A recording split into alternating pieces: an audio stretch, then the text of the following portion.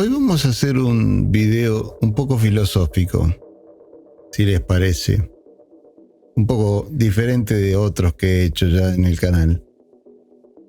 Quiero hablarles de cuestiones epistemológicas, cuestiones del universo en general, y de la cuestión sobre las religiones, el ateísmo, sobre la divinidad, la ciencia, el punto de vista que debe tener la ciencia sobre estas cosas, si es que tiene que tener alguno, etc. Porque resulta que hay mucho debate por ahí en internet, en el mundo académico en general y en todas partes, sobre que en realidad la ciencia tiene que ser atea.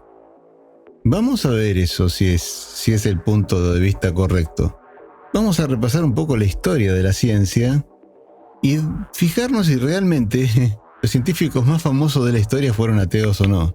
Esto no es para defender a las religiones y mucho menos a las abrámicas, de las cuales ustedes saben que yo estoy por demás distante. Pero sí, porque en este canal, como les dije siempre, lo que queremos es un punto de vista balanceado, un punto de vista coherente y únicamente basado en la razón, no en prejuicios, ni crédulos ni incrédulos. Estuve debatiendo de esto hace poco y me vino la idea de hacer el video. Pero bueno, vamos a la introducción y ya les explicaré mejor de qué va todo esto.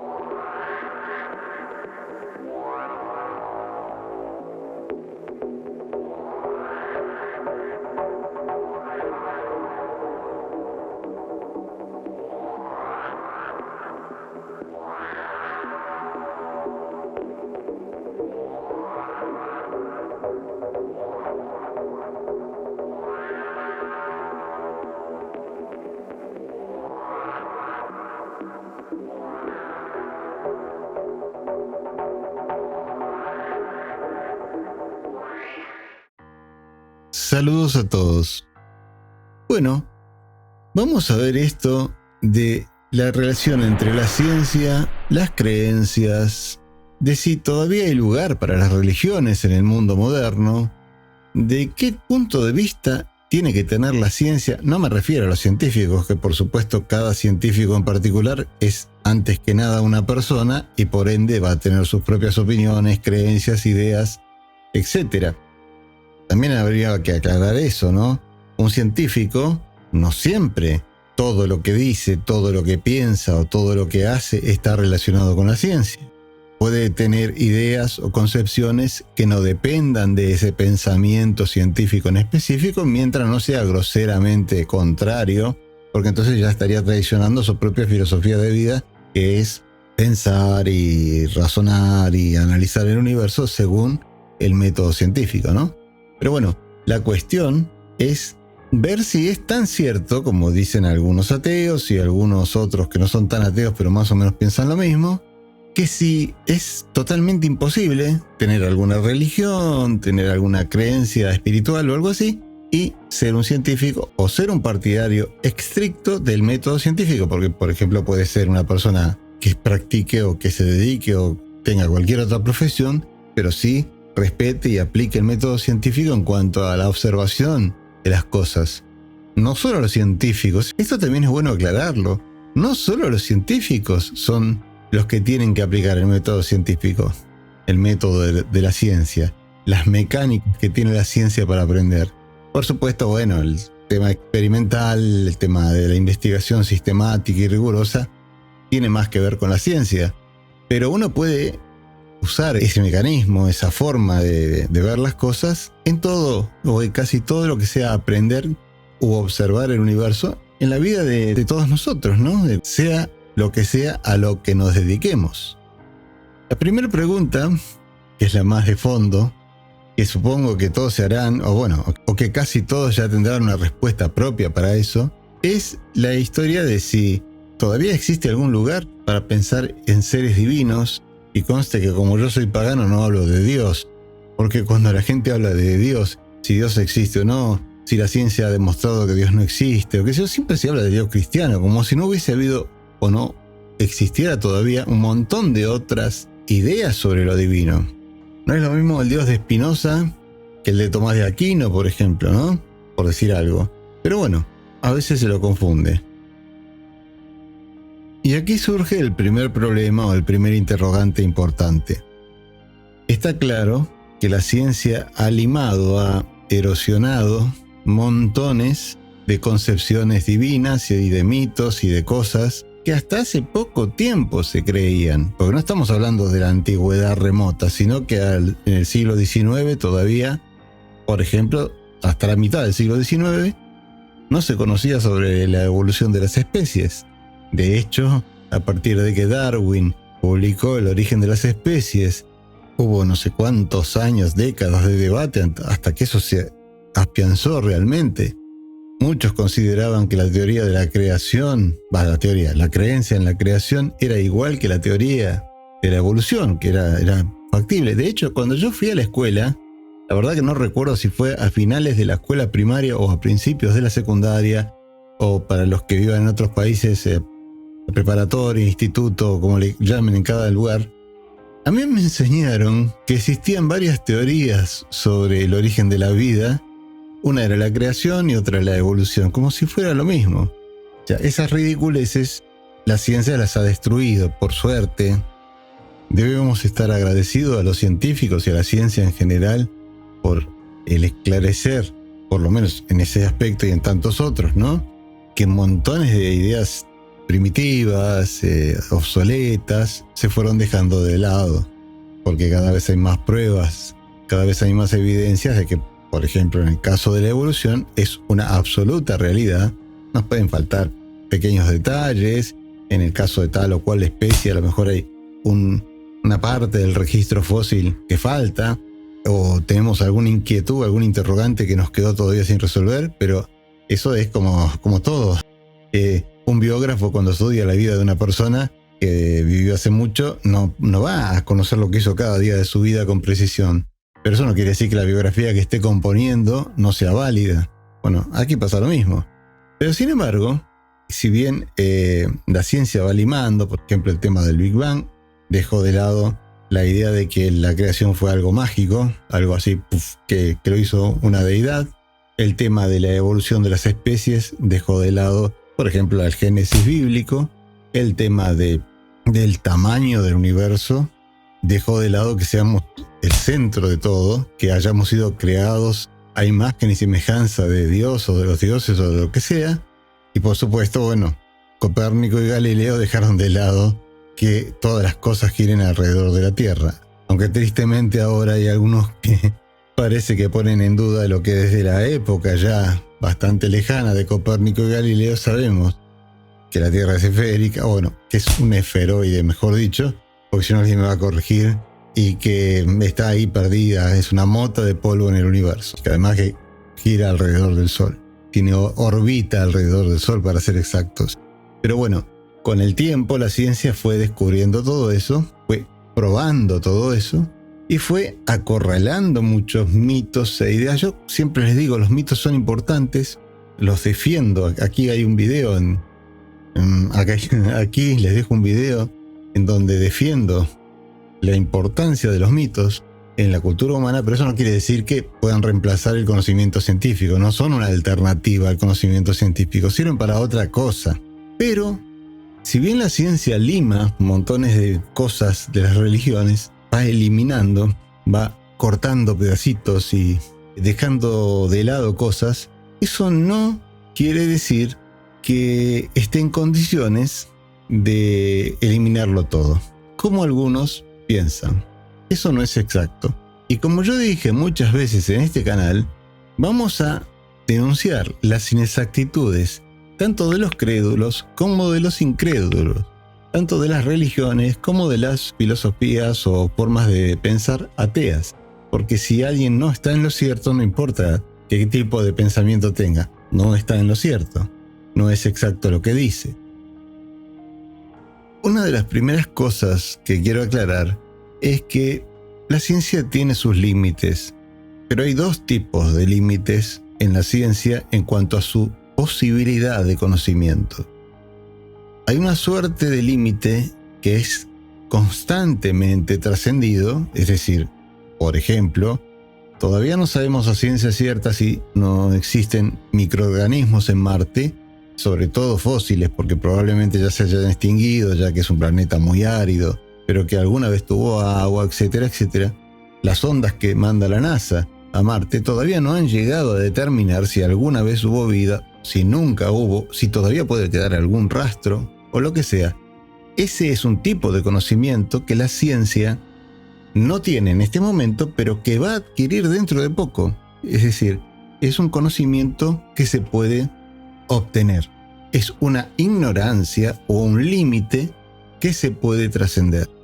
Continuamente ocurre eso. Cada vez que un nuevo dato científico aparece, la ciencia se corre un poquito más y aprende un poquito más. Ese tipo de límite epistemológico puede ir variando con el tiempo. De hecho, la tecnología ha permitido que tengamos un avance científico no solo a nivel de lo que se ve, de lo que se aprecia, sino del conocimiento en sí, del conocimiento puro de la ciencia, enorme. En los últimos 150 años o menos, en los últimos 50 años incluso, la ciencia avanzó más que en toda la historia de la humanidad. Y eso va quizás a acelerarse cada vez más. Pero hay otro tipo de cosas, otro tipo de límites en la ciencia que nunca van a ser trascendidos.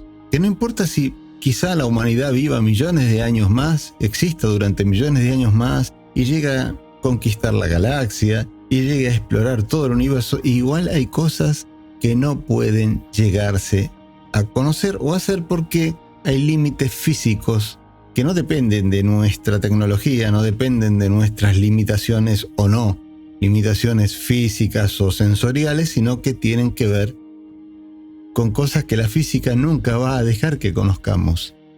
Dentro de la física cuántica, el famoso principio de incertidumbre de Werner Heisenberg ya lo determina, es decir, no se puede medir al mismo tiempo la velocidad y la trayectoria de una partícula.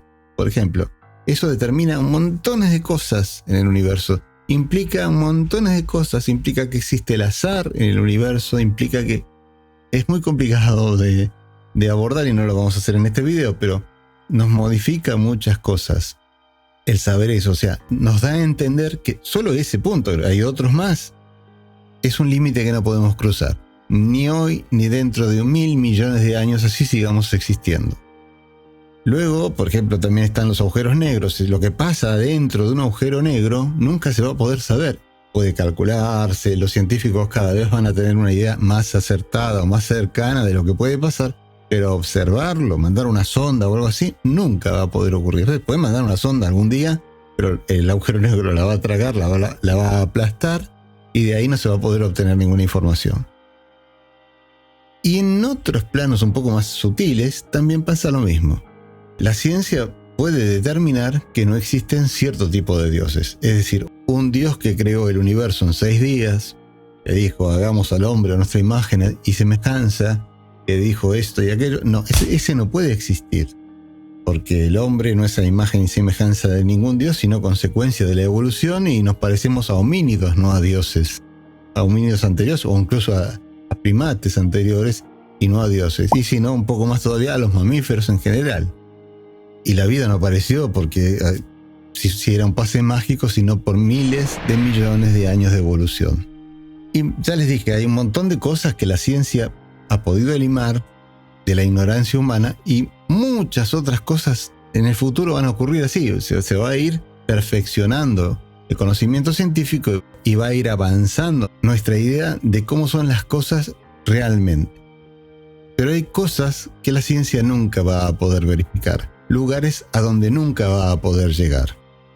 Y por eso, contrariamente a lo que muchos creen, la metafísica no es una disciplina obsoleta o una disciplina para crédulos o para los que tienen ganas de perder el tiempo. Claro, yo estoy hablando de la metafísica de Aristóteles, no de Aristóteles, sino al estilo aristotélico. No de la metafísica de eso, de los New Age o cosas por el estilo. Ya me conocerán y sabrán de qué estoy hablando.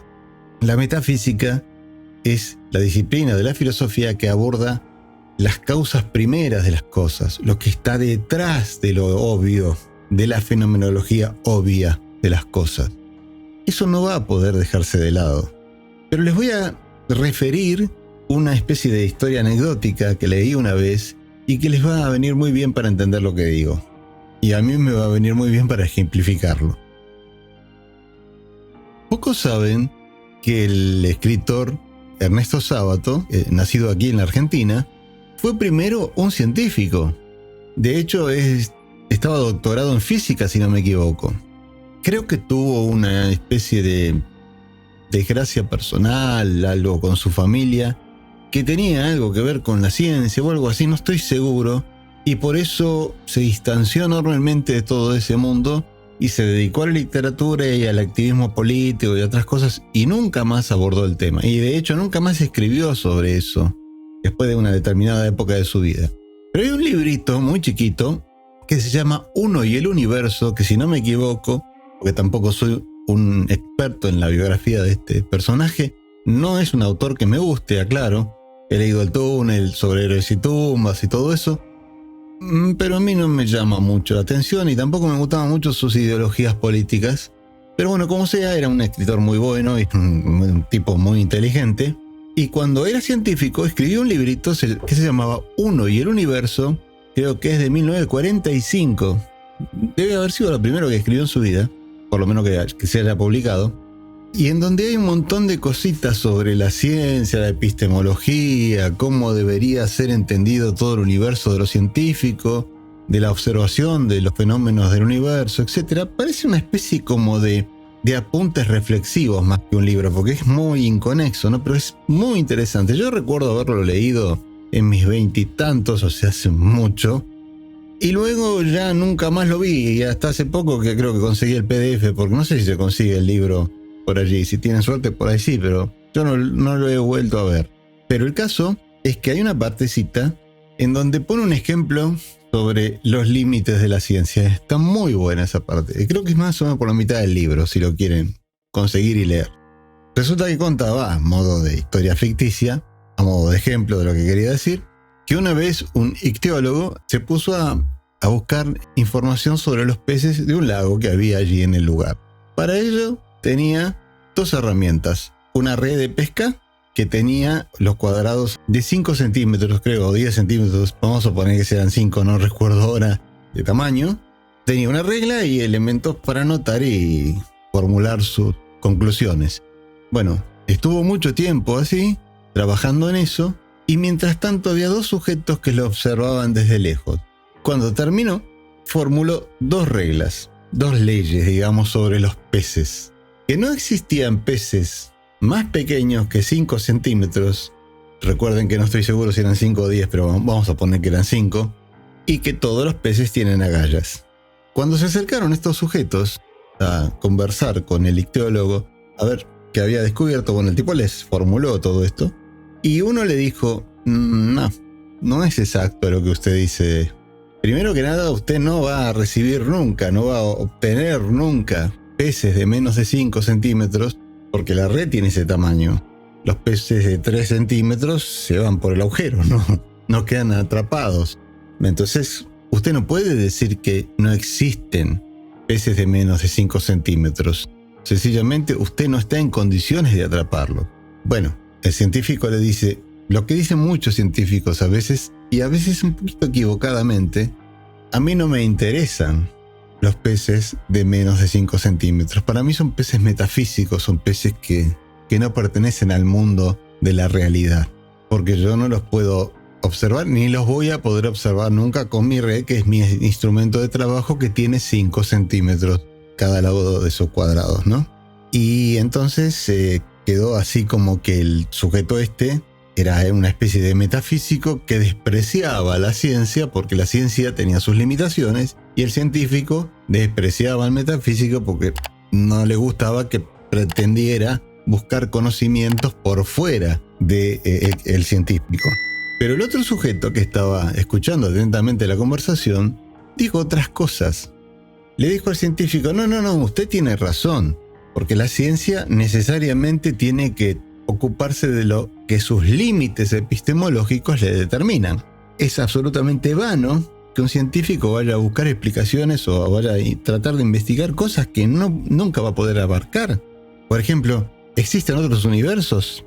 Probablemente nunca lo sabremos. Podemos calcularlos, podemos hasta estar seguros que existe quizás el multiverso o metaverso por algunas observaciones indirectas de fenómenos en el universo en general, pero nunca vamos a poder ver eso, porque estamos en este universo, no en otro. Pero eso no significa que el conocimiento que no puede ser absorbido o no puede ser tomado en cuenta por la ciencia no sea conocimiento o no sea algo importante, o que cualquier otra disciplina de conocimiento que no sea científica no sea importante. Bueno, entonces el segundo sujeto le dijo al científico, mire, usted lo que tendría que haber hecho es formular la primera ley desde antes de empezar a medir. No hacía falta que mida a los peces. Si usted tiene una red de 5 centímetros, y cada uno de los agujeritos, digamos, de la red tiene 5 centímetros, usted puede elaborar la ley desde el principio, afirmando que nunca va a poder existir un pez más pequeño de 5 centímetros para el conocimiento científico.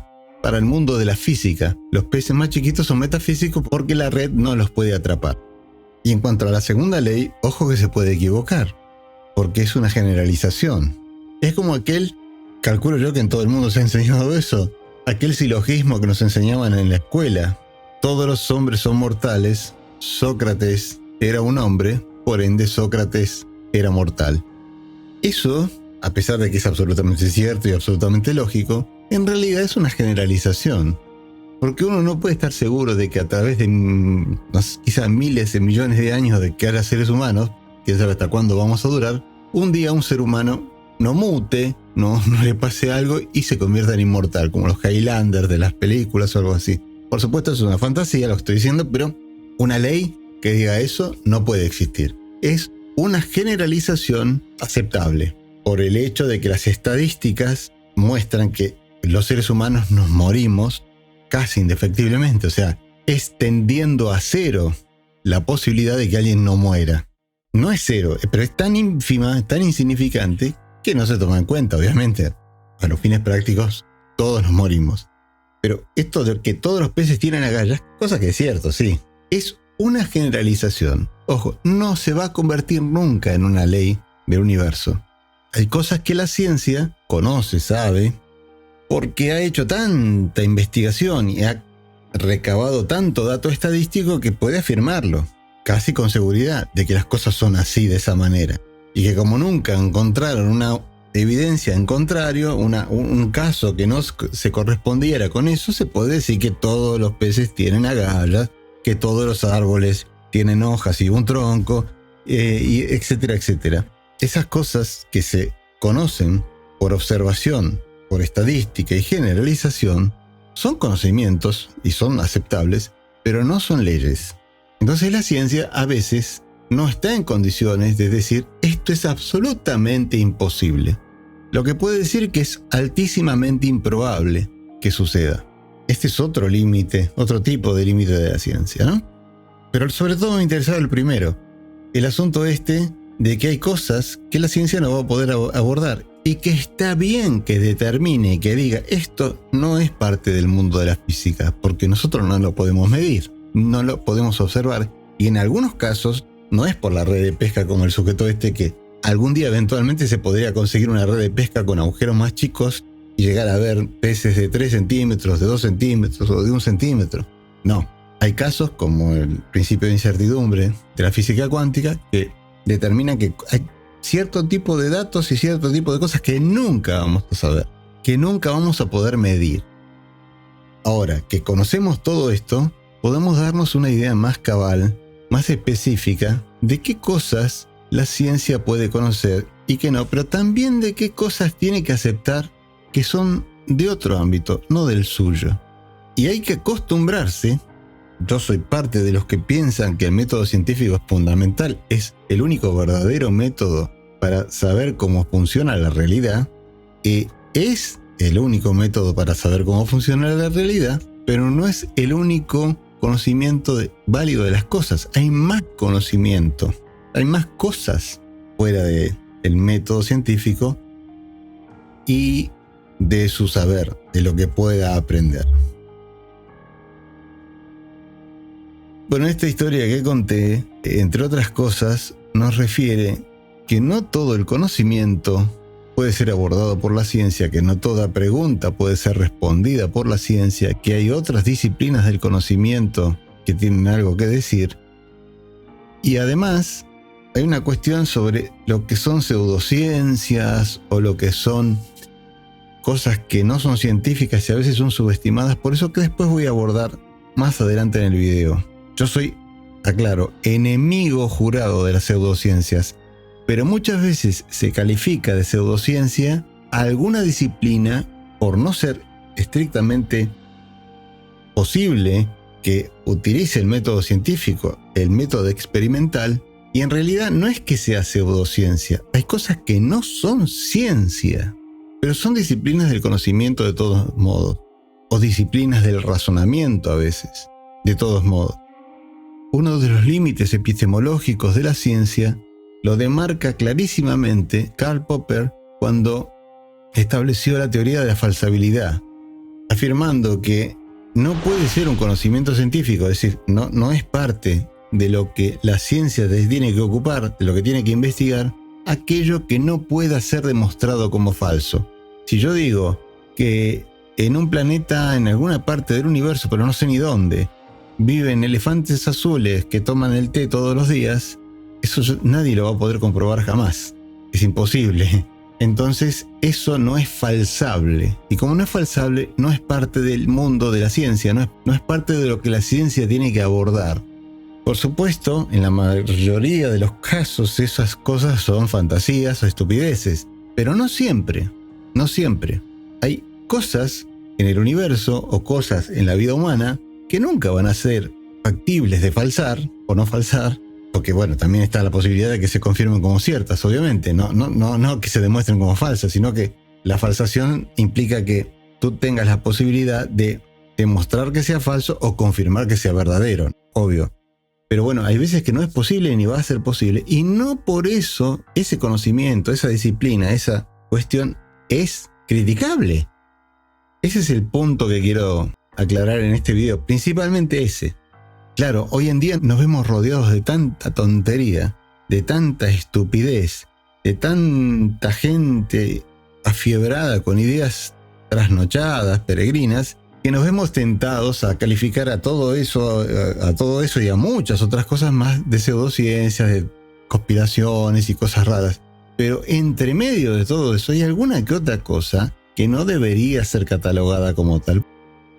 Por ejemplo, últimamente se está hablando que tanto el psicoanálisis de Sigmund Freud como toda la psicología profunda de Carl Jung se toma como pseudociencia.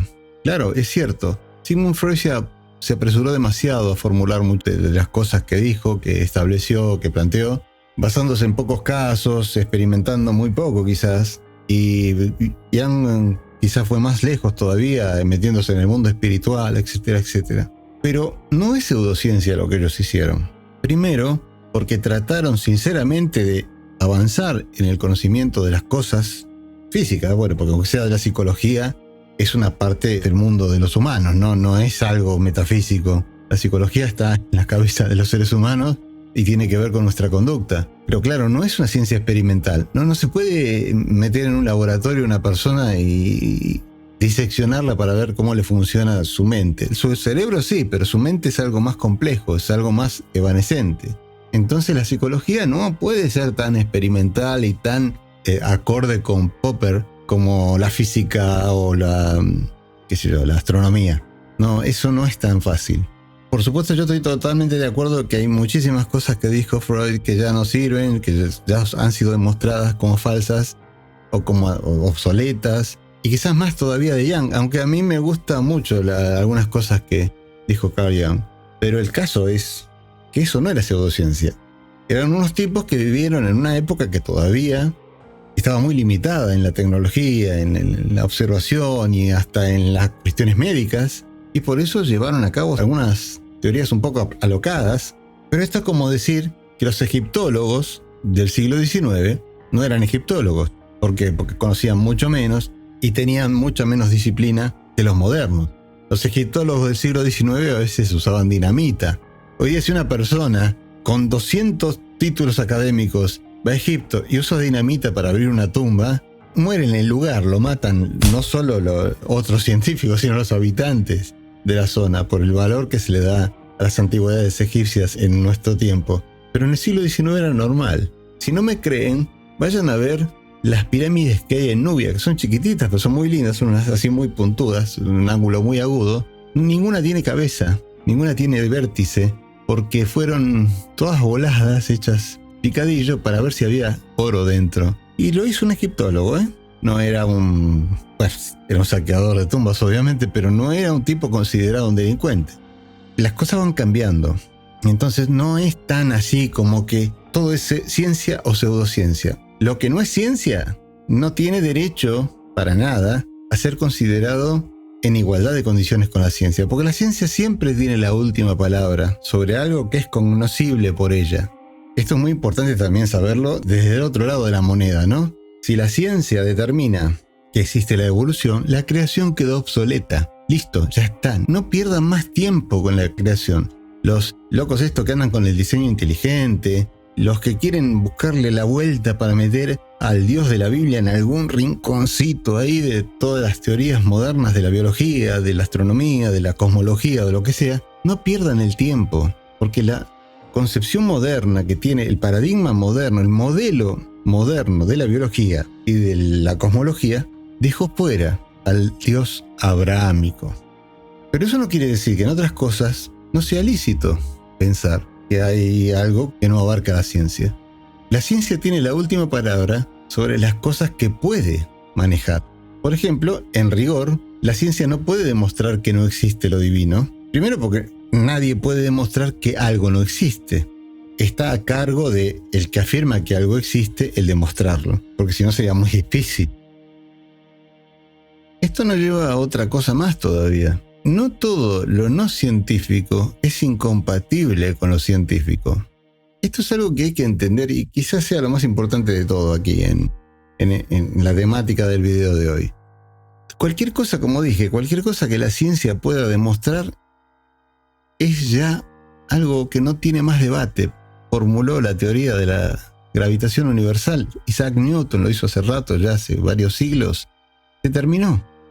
Los terraplanistas vienen ahora a decir que no existe la gravedad. La gravedad se ha demostrado no solo en tiempos de Newton con experimentos más o menos elementales, sino con todo tipo de avanzadísimos sistemas de medición y de análisis, y además con las matemáticas, etcétera, etcétera, etcétera. Y se puede ver que funciona aquí en la Tierra y funciona a miles de millones de años luz en el universo.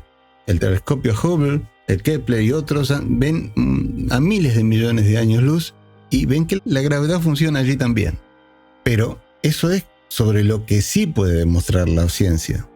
Hay cosas que no son incompatibles con la ciencia, pero que la ciencia no puede demostrar. Entonces, el punto de vista de algunos ateos sobre que porque la ciencia no lo dice, es un absurdo, no existe, no sirve, no funciona, no importa, es muy limitado. Además, a veces es hasta erróneo, pero como mínimo es limitado. Porque hay cosas, como dije, que pueden estar allí y no ser medibles por la ciencia porque epistemológicamente es algo imposible. Imposible hoy y quizá mañana no. Sí, pero otras no. Como el principio de incertidumbre, que determina que ciertas cosas que pasan a nivel subatómico nunca las vamos a poder ver, o medir, o analizar. Y eso es una ley de la naturaleza, no es una limitación que hoy tienen los científicos y mañana no van a tener, o dentro de 1000 años no van a tener. Entonces, pensar como piensan algunos ateos, que lo que está más allá del límite de la barrera epistemológica de la ciencia no puede existir, es tan ignorante como lo que algunos dicen que, no importa que la ciencia no lo diga. Yo tengo fe en que el Génesis dice una cosa sobre la creación, entonces Adán y Eva es cierto, porque el Génesis lo dice. No importa que la ciencia diga otra cosa. Eso es absolutamente tonto, pero también es tonto cuando un ateo afirma que porque la ciencia no puede demostrar una cosa, eso no existe. No. Si la ciencia demostró que no existe, no hay más nada que hablar. Por ejemplo, no existió la creación. Por ejemplo, la Tierra no es plana. Por ejemplo, el Sol no orbita a la Tierra orbita al Sol. Eso está demostrado, no hay más que hablar, no es materia opinable. Pero cuando ya se sale de eso, cuando ya la ciencia no tiene algo que decir al respecto, eso no significa que el conocimiento no vale, que ocuparse del tema es estúpido, o es de tontos, o es lo que sea, ni mucho menos. De hecho, dije al principio del video que iba a comentar algo de eso. Galileo no era ateo, Isaac Newton no era ateo, Albert Einstein no era ateo, como algunos ponen por ahí, como que no era ateo, Michio Kaku no es ateo, qué sé yo cuántos otros científicos importantísimos no son ateos. No se confundan, el ateísmo y la ciencia no van de la mano. Yo soy fan, no es que respeto, soy fan de Richard Dawkins en cuanto a su lucha por la secularización de la sociedad, en cuanto a su lucha contra los oscurantismos religiosos, los fanatismos, el fundamentalismo, etc. Pero a veces se le va la mano al tipo. Él piensa que todos los demás son idiotas y no creen lo que él cree. Eso es una postura atea a veces muy equivocada.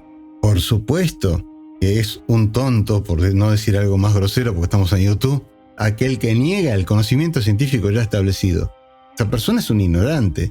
Pero no es ignorante aquel que dice, bueno, hay un poco más allá de la ciencia en algunos campos de la vida. Eso es una cosa que es real. Cualquier científico que realmente piensa como debe va a decir que la ciencia tiene sus límites y que hay cosas que no puede demostrar como que sí o como que no. Y no por eso es ilícito que la filosofía o que la metafísica o que lo que sea, la disciplina que sea del pensamiento, no razone sobre el tema o no trate de buscar una respuesta sobre el tema. A ver, la ciencia nace a partir de la filosofía. La filosofía no quedó obsoleta por la ciencia, por ejemplo, por decir algo, y de hecho, la filosofía sigue teniendo una importancia básica en la ciencia.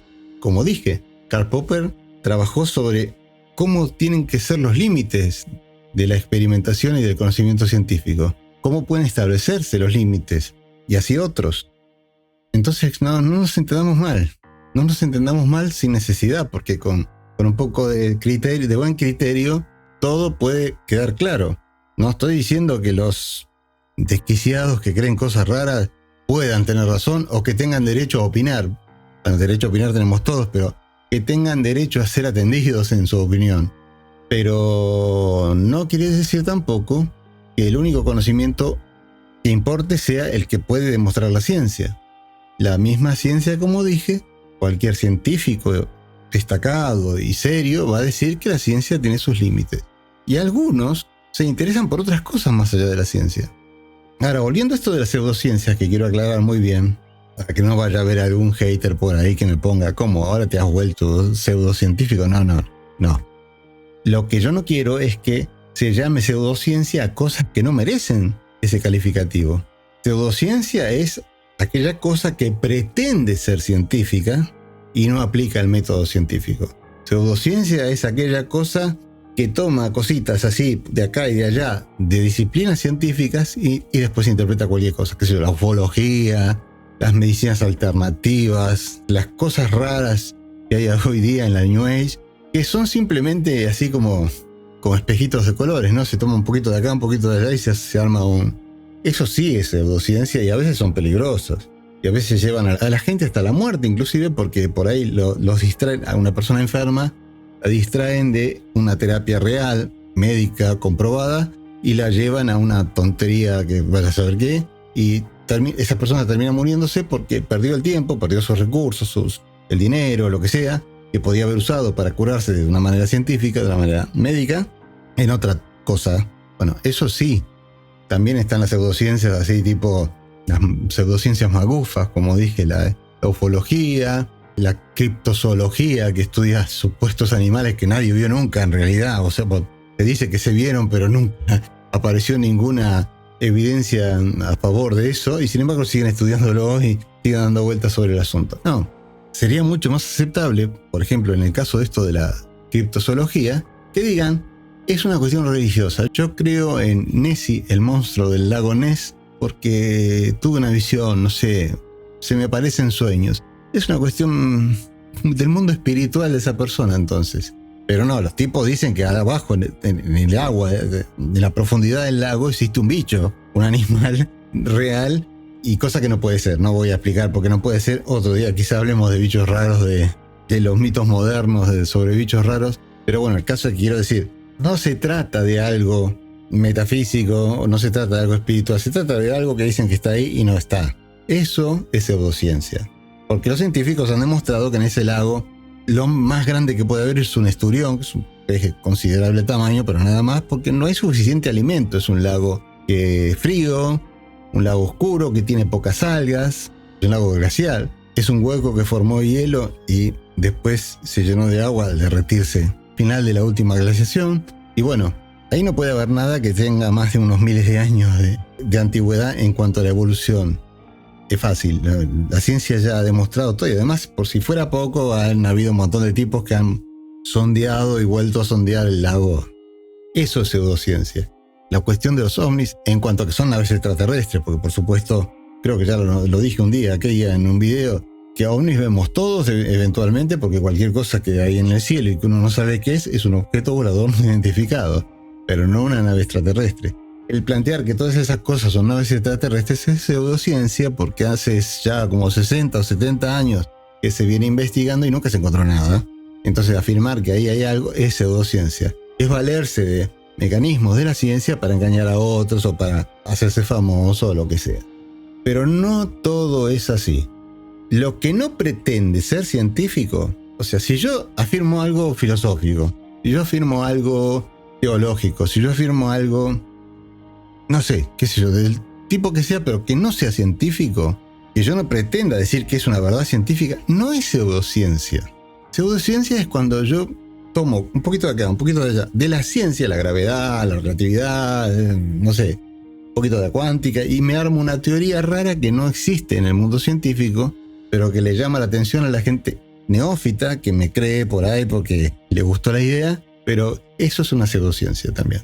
Porque estoy inventando cosas en base a datos científicos, pero mezclándolos en una coctelera, no usando el método científico. Y el rigor, la metodología y los protocolos además que tiene la ciencia. Porque la ciencia no solo tiene el método de experimentación, etcétera, sino tiene mucho cuidado cuando declara algo. Hay una serie de cositas que hace antes de terminar por dar como válido un dato, verificaciones, etcétera, análisis de otros, se contrasta con lo que se sabe ya con anterioridad, etc.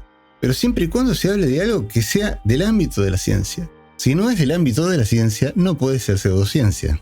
No puede ser calificado de pseudociencia, por más que no sea científico. Lo pseudocientífico es lo pretendidamente científico, no lo que no es científico y que se ocupa de otra cosa, pero que claro, por ende no está determinado ni es posible de analizarse desde el punto de vista científico. Eso es otra cosa. Califíquenlo de lo que quieran, pero no despectivamente, porque también es parte del conocimiento humano, también es parte de los intereses que tenemos, de lo variado y amplio y complejo que son los intereses humanos. Yo soy partidario del método científico a muerte, no tengo ninguna reserva con eso, pero sé que hay más que eso. Sé que hay poesía, sé que hay literatura, sé que hay mitología, sé que hay montones de cosas que no tienen nada que ver con lo científico y me interesan igual. Por supuesto, no voy a usar esos datos para explicar cómo funciona una estrella, o para explicar cómo funcionan las reacciones químicas, o para explicar cómo funcionan los átomos, porque eso es propio de la física, de la geofísica, de la astronomía, de lo que sea. Eso sí está dentro de lo científico, dentro del ámbito de lo científico. No nos entendamos mal, hay más que eso en la vida humana. Entonces, redondeando un poco, diríamos que la ciencia debería ser agnóstica. La ciencia debería considerarse una disciplina en donde el agnosticismo es la postura adecuada No quiere decir que todos los científicos tengan que ser agnósticos, sino que me refiero a que el paradigma sobre lo divino, lo que sea, sería el agnosticismo para la ciencia. Y bueno, después cada científico podrá ser creyente, ateo, agnóstico o lo que sea, o ni siquiera plantearse nada de eso, porque tampoco le atañe. Pero como son seres humanos, supongo que cada uno va a tener una postura, por supuesto. Pero es eso.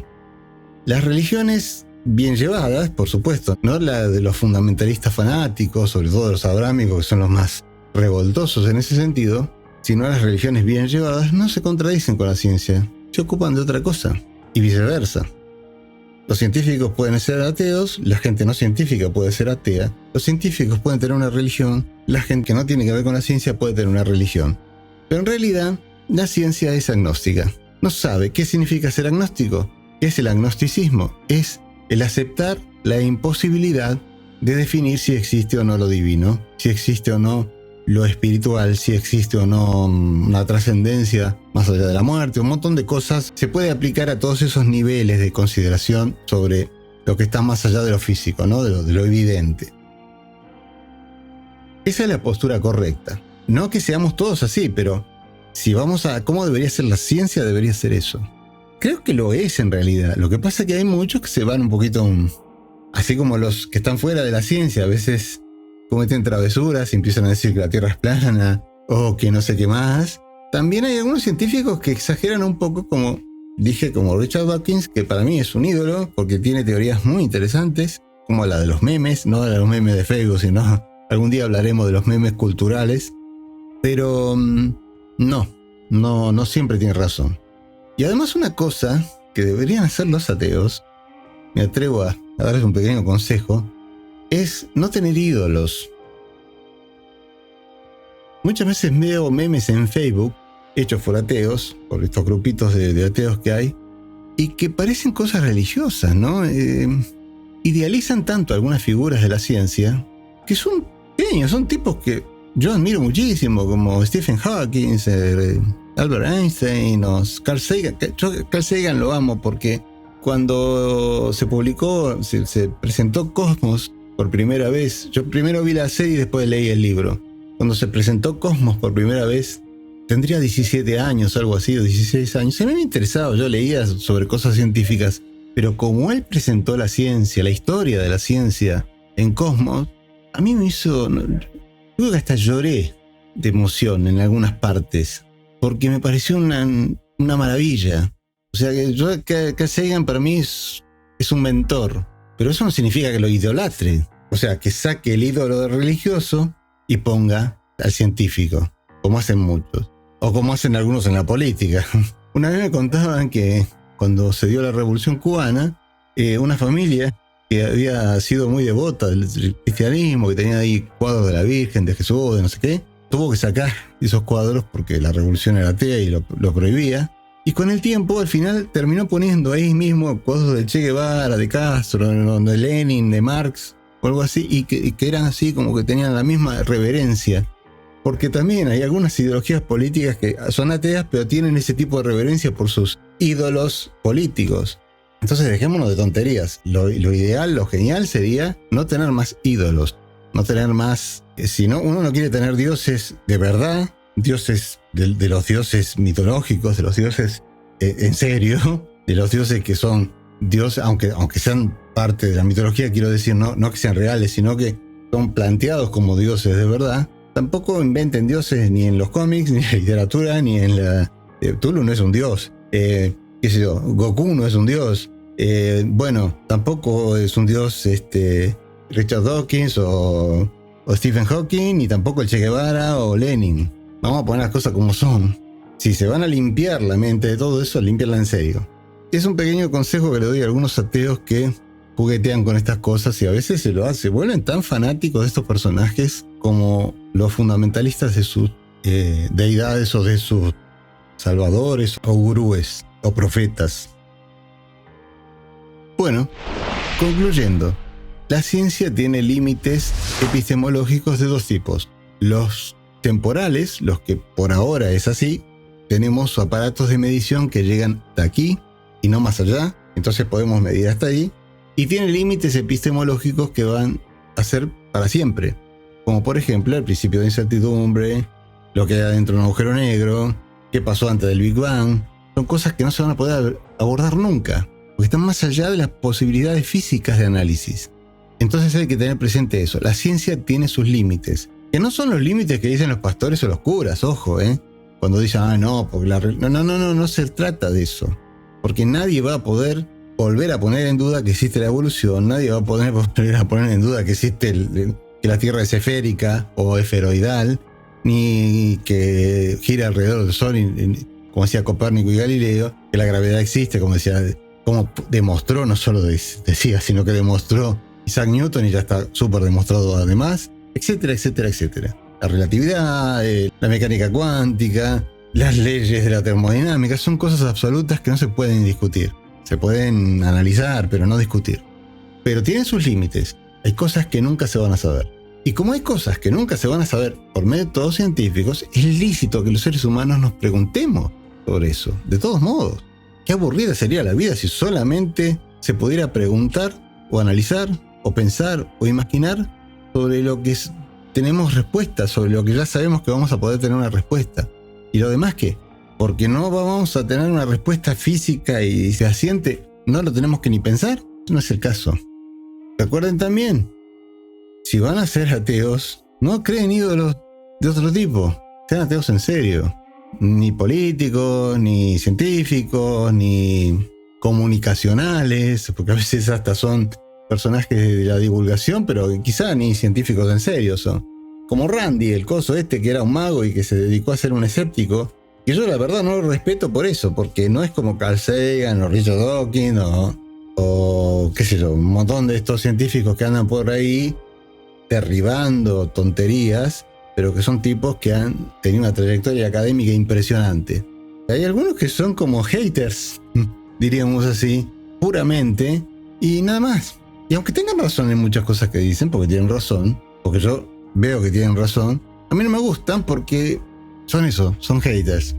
No hay que ser haters de las religiones, hay que demostrar las partes de las religiones que no son compatibles con la realidad. Otras partes de las religiones, de casi todas, algunas son casi 99 o 100% incompatibles con la realidad, ¿no?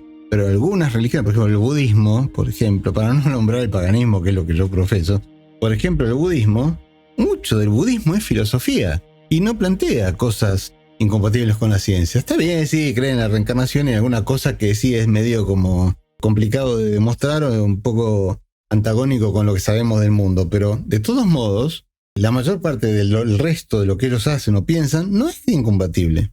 No todas las religiones son incompatibles con la ciencia. El paganismo no es incompatible con la ciencia. El paganismo acepta el conocimiento científico. De hecho, ¿de dónde creen que salió la ciencia?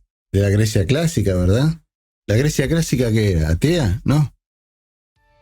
Así que bueno, más o menos eso era lo que les quería decir.